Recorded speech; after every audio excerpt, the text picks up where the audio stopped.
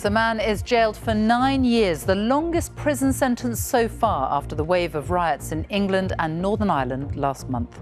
27-year-old Thomas Burley, a painter and decorator, helped fuel a fire outside a hotel housing more than 200 asylum seekers in Rotherham. It's the longest prison sentence that has been handed down so far after the wave of riots that swept parts of England and Northern Ireland last month.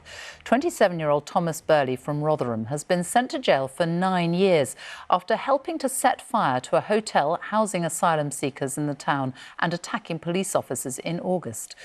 The judge told Thomas Burley, "You were a leading participant in an ignorant, racist attempt at mob rule." From Sheffield, here's Danny Savage. It was one of the most notorious events of the nationwide civil unrest over the summer. The attack on a hotel housing asylum seekers in South Yorkshire. A mob targeted police and those inside. A judge today described this as an ignorant, racist attempt at mob rule. One of them was Thomas Burley, seen here at the time.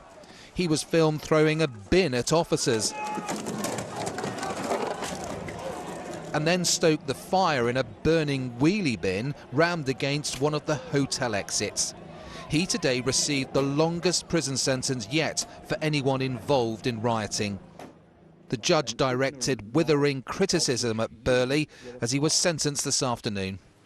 Your conduct and the conduct of that mob has cast a dark and ugly stain across the reputation of Rotherham and South Yorkshire.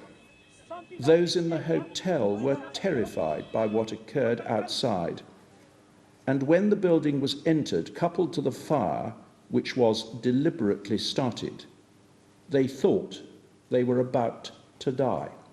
You and many like you were intent on spreading a hateful message of violence and racism.